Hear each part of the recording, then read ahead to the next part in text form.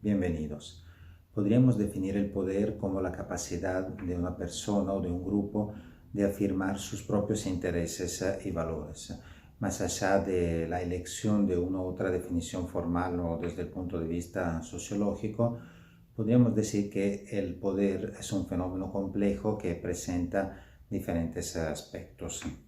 Por ejemplo, la ideología, según el sociólogo británico Anthony Giddens, el poder siempre suele estar acompañado por una ideología por medio de la cual se pueden justificar las acciones y las decisiones que toman los que detienen el poder mismo.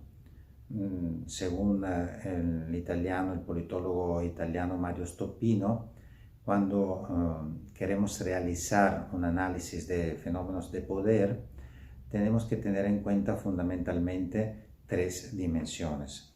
Una seguramente se vincula con el sujeto que ejerce el poder. La segunda dimensión se refiere a la persona, al grupo de personas que resultan sujetos al poder mismo. Y la tercera dimensión fundamental es seguramente la esfera del poder, es decir, dónde se ejerce el poder. Entonces, cuando hablamos de esfera del poder, hacemos referencia a una serie de situaciones y a un cierto contexto social, a un contexto donde se desarrollan las actividades que pueden ser consideradas como vinculadas con el ejercicio del poder o de alguna manera con sus manifestaciones.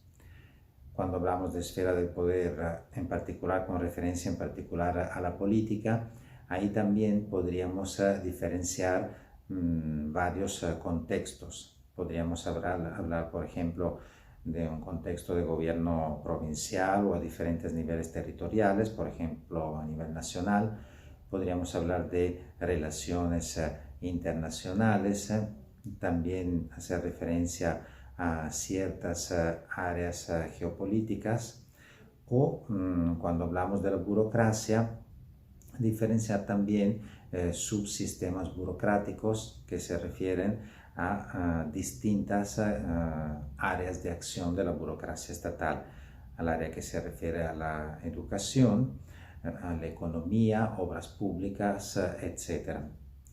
Otro concepto fuertemente vinculado con el concepto de poder es el de influencia.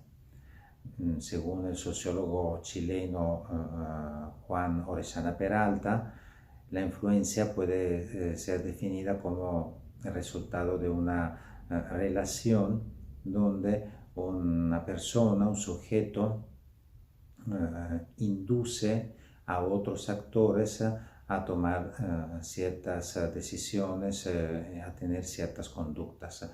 Prácticamente induce a tener un comportamiento que de otra manera no habrían tenido. Así que podríamos decir que la influencia tiene varias manifestaciones que pueden ser una acción, la continuación de una acción, el abandono de una conducta o bien un cambio de comportamiento. Podríamos decir también que el poder no es simplemente la posibilidad de tener una cierta cantidad de recursos, por ejemplo, la fuerza o la disponibilidad económica que se traducen en una influencia o en la capacidad de afirmar sus propios intereses. Existe también un poder percibido que a veces no coincide con la posibilidad de tener efectivamente ciertos recursos.